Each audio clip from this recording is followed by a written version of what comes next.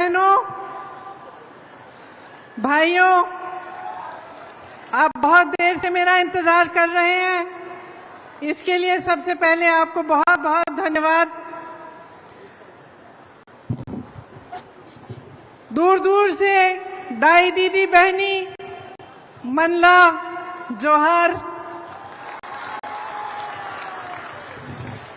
बोलो बमलेश्वरी मैया की जय, छत्तीसगढ़ महतारी की, श्री भूपेश बघेल जी, कुमारी शैलजा जी, श्री टी.एस. सिंहदेव जी, श्री दीपक बैद जी, श्री चंद्रदास महंत जी, श्री तमरध्वज साहू जी, मोहम्मद अकबर जी, श्री रविंद्र चौबे जी, श्रीमती अनिल भेड़िया जी, मंच पर विराजमान सभी मंत्री, सारे विधायक और विधायिका जी, कांग्रेस पार्टी के कार्यकर्ता, आप सबका भी आज इस मीटिंग में बहुत बहुत स्वागत।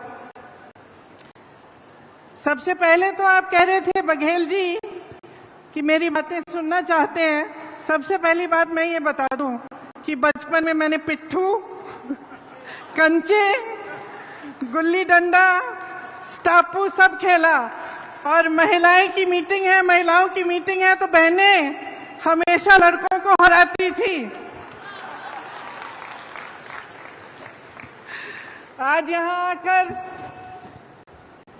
मुझे बहुत गर्व महसूस हो रहा है।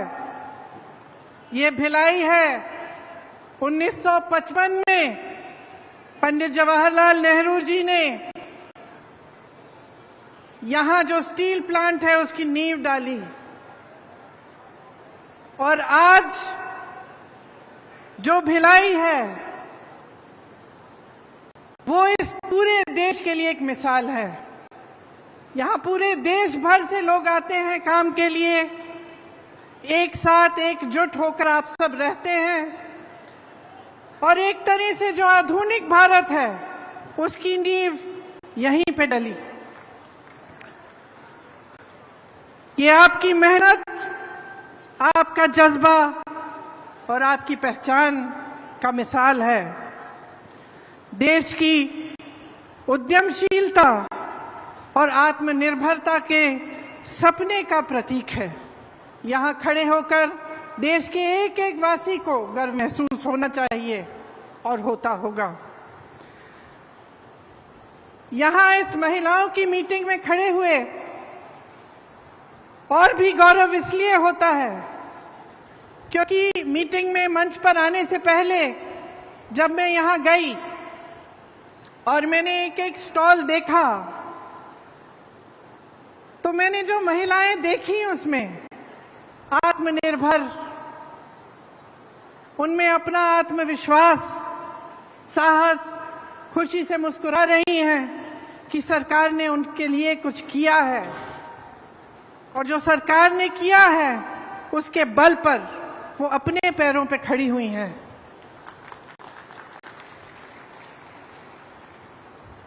कई बहनों से मैंने पूछा कि इससे पहले क्या करती थी, तो कहा ये पहली बार हम रोजगार कर रहे हैं, पहली बार हम काम कर रहे हैं। मैंने कहा खुश हो? सब ने कहा दीदी बहुत खुश हैं, हम अपने पैरों पर खड़े हो पा रहे हैं।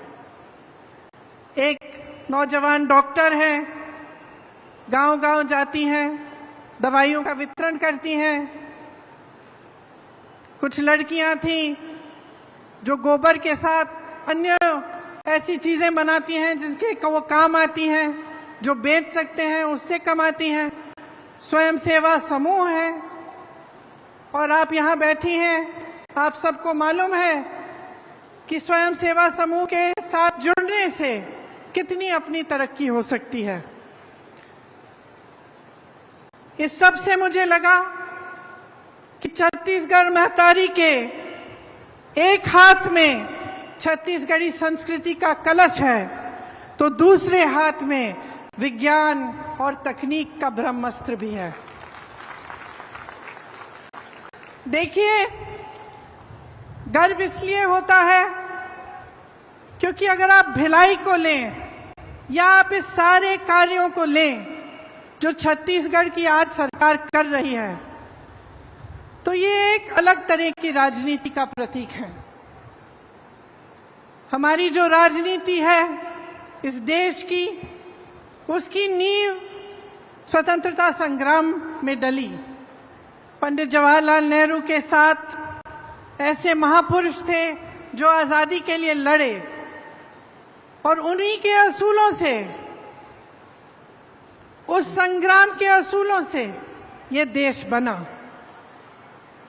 तो ये एक ऐसी राजनीति है जिसके नेता आगे भी देखते हैं भविष्य के लिए और साथ साथ वर्तमान को भी मजबूत बनाते हैं। मैंने खुद अपने अनुभव से ये देखा कि ये राजनीति क्या है।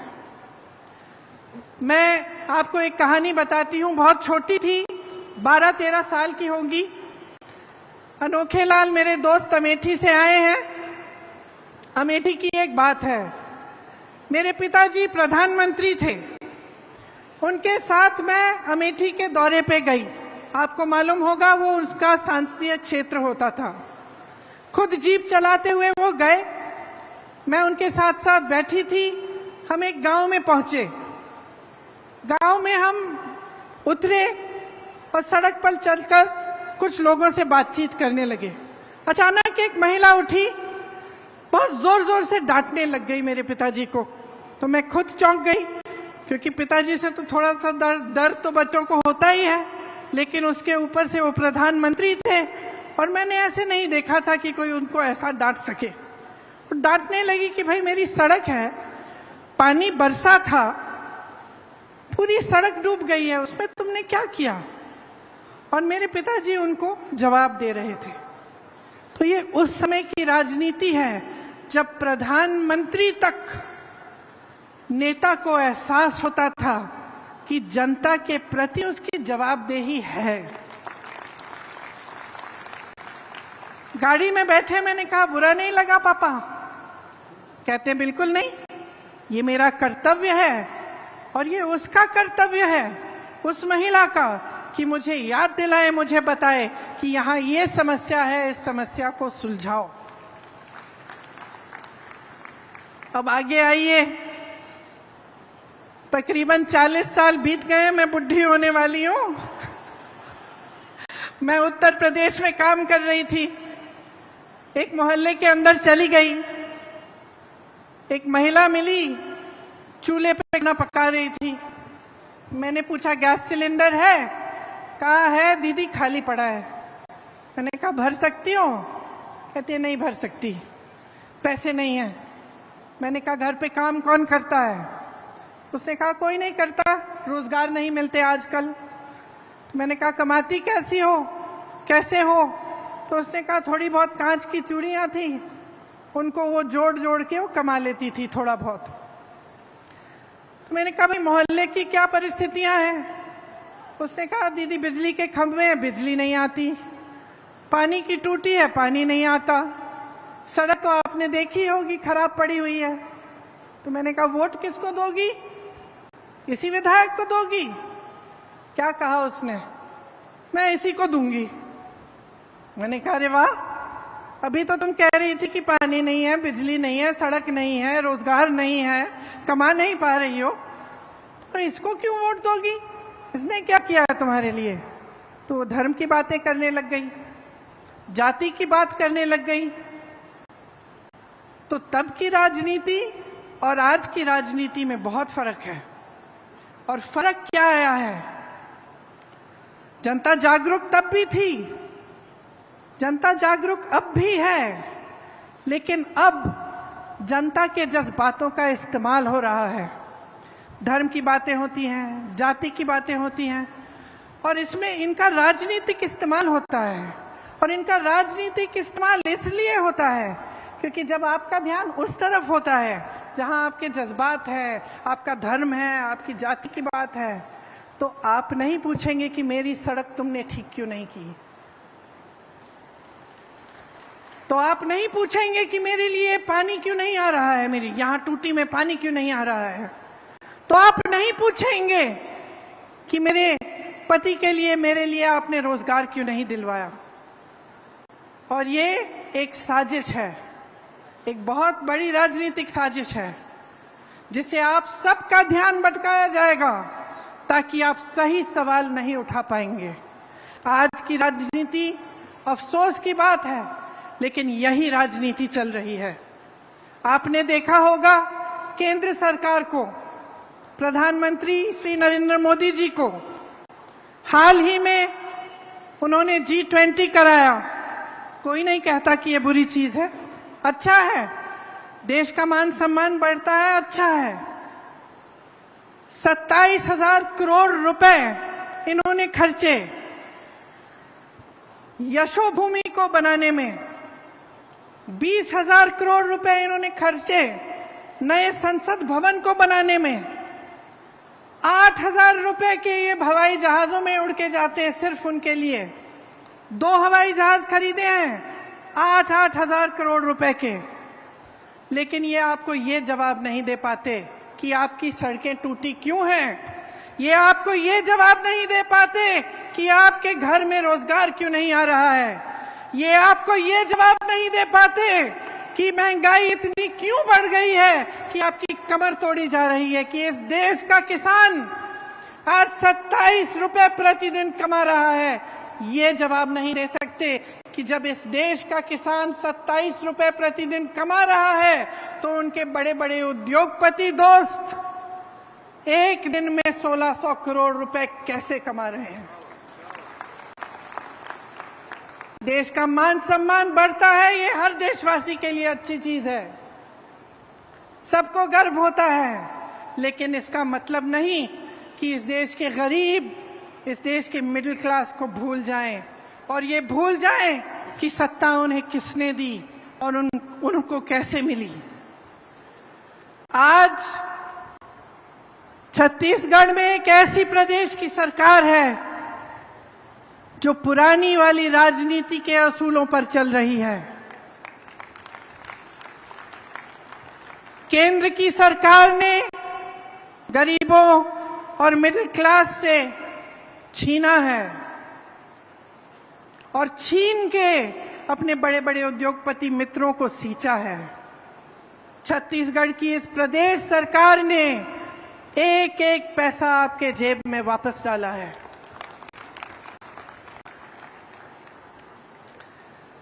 महिलाओं के लिए जितनी भी स्कीमें की हैं वो इस भावना को मन में रखते हुए की हैं कि महिला क्या है और कितना बोझ उठाती है। इस देश की रीढ़ की हड्डी है महिला। मेरी बहनें, समाज का, परिवार का पूरा बोझ आप उठाती हैं। मुख्यमंत्री जी भाषण दे रहे थे, वो खुद कह रहे थे कि जानते हैं कि चाहे आप बाहर जाएं काम करने के लिए, तब भी आप घर आएं तो आपको घर का काम करना पड़ता है, आपको परिवार में बच्चों की परवरिश करनी पड़ती है और आप मुस्कुराते हुए ये बोझ उठाती हैं।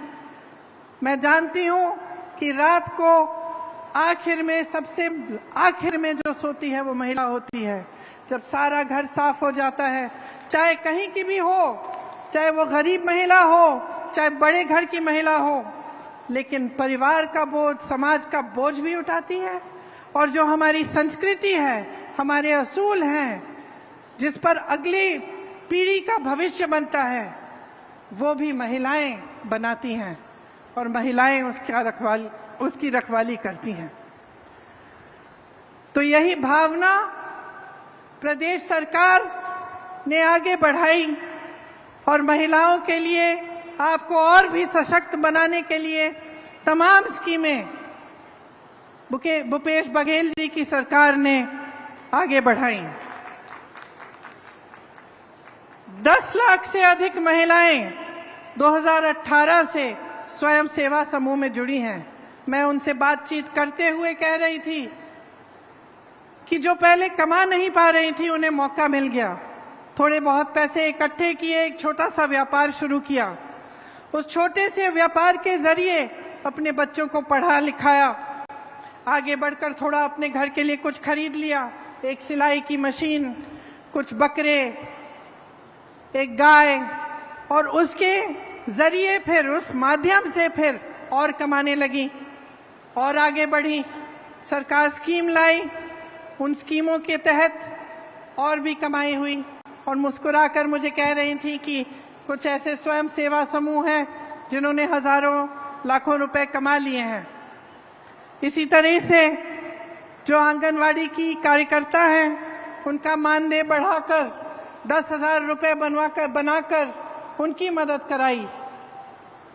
सहायिका को भी मदद की, उनका भी मानदेय बढ़ाया। मिनी आंगनवाड़ी की कार्यकर्ताओं का भी 7,500 तक बढ़ाया। मितानिन बहनों की प्रतिमाह 2,200 रुपए की आय उनको भी दिलवाई। मुख्यमंत्री सुपोषण अभियान से जो कुपोषित महिलाएं हैं उनका भी लाभ हुआ। दाई दीदी क्लिनिक शुरू करवाई, जिससे महिलाओं के लिए महिलाओं द्वारा संचालित क्लिनिक बनी, जिससे निःशुल्क इलाज हो रहा है। महतारी जतन योजना एक ऐसी योजना जिससे गर्भवती महिलाएं को अच्छा भोजन मिलता है, उनको पौष्टिक भोजन मिलता है। सरकारी स्कूलों में लड़कियों को स्नातक तक मुफ्त शिक्षा दिलवाई। स्वामी आत्मानंद स्कूल में 50% महिला का आरक्षण हुआ। मैं कुछ छात्राओं से मिली, इतनी खुश लग रही थी, कह रही थी इंग्लिश मीडियम स्कूल है, बहुत खुश थी, उन पे अपने आप पर गर्व था। महिला स्वयं सहायता समूह में करोड़ों के लोन माफ किए गए। मुख्यमंत्री नोनी सशक्तिकरण सहायता योजना से श्रमिकों की बेटियों को 20,000 रुपए की आर्थिक मदद मिली। गोठान समितियों में हजारों महिलाओं को रोजगार मिला। मिशन क्लीन सिटी परियोजना के तहत हजारों महिलाएं कार्यरत हुईं और ऐसी बहुत सारी और स्कीमें प्रदेश सरकार ने खास तौर से मेरी बहनों के लिए लागू की। ये सब इसलिए हो रहा है क्योंकि छत्तीसगढ़ की सरकार का आपके लिए एक विजन है और वो आज तक सीमित नहीं है। वो आपके आज को मजबूत बनाना चाहते हैं और आपके कल को भी बुलंद बनाना चाहते हैं। आप सब ने अक्सर सोचा होगा कि सत्ता के पीछे लोग बहुत दौड़ते हैं, खासतौर से नेता लोग बहुत दौड़ते हैं। और मैंने अपने अनुभव में देखा है कि कई ऐसे नेता होते हैं जो सत्ता के लिए ही उत्सुक होते हैं, महत्वाकांक्षी होते हैं और सत्ता इसलिए चाहते हैं ताकि उनका मान सम्मान बढ़े, उनके पैसे इकट्ठे हों, उनके बड़े बड़े महल बने। वो एक तरह का नेता होता है। लेकिन एक अलग तरह के नेता भी होते हैं जो सत्ता इसलिए चाहते हैं क्योंकि उस सत्ता के जरिए जनता की भलाई कर पाएंगे। और मैं गर्व से कहती हूं कि आज छत्तीसगढ़ में जो कांग्रेस पार्टी का नेतृत्व है वह इसी तरह का है कि सत्ता इसलिए इस्तेमाल करते हैं इस तरह से कि आप सबकी भलाई हो। जैसे मैंने कहा कि जो आपकी संपत्ति है, इस देश की संपत्ति है, इस प्रदेश की संपत्ति है, वो आपके काम आई। आपने देखा होगा कि केंद्र सरकार सहायता नहीं करती प्रदेश की सरकार की, और केंद्र सरकार की जो नीतियां हैं उनके तहत जितनी भी देश की संपत्ति थी, चाहे बड़े बड़े पीएसयू थे, चाहे बंदरगाह थे, चाहे एयरपोर्ट थे, सब बड़े बड़े उद्योगपतियों को दिए गए। ये आपकी संपत्ति थी, आज आपकी नहीं रही।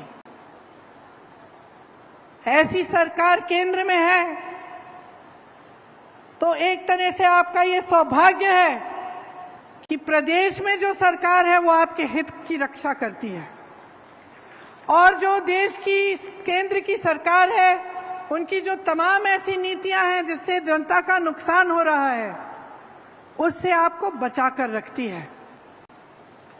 जितनी महंगाई आज बढ़ गई है केंद्र की सरकार की नीतियों की वजह से, उससे कुछ हद तक छत्तीसगढ़ की जनता, छत्तीसगढ़ का किसान, नौजवान बच रहा है।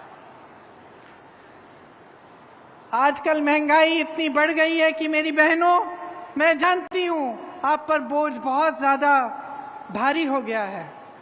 जब घर पे कोई बीमार पड़ता है, कोई आपत्ति आती है, तो बहुत घबराहट होती है कि किस तरह से हम संभालेंगे।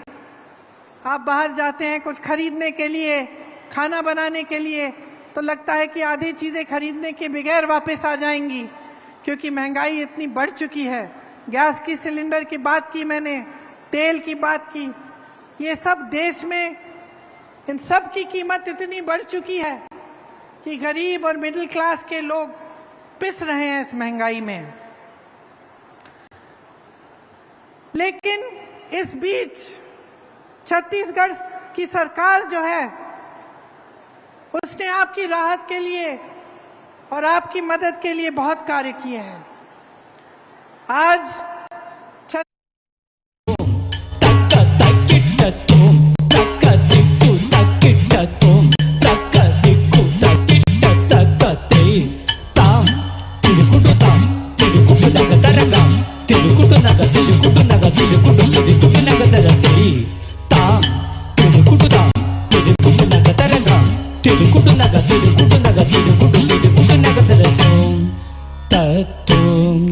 ta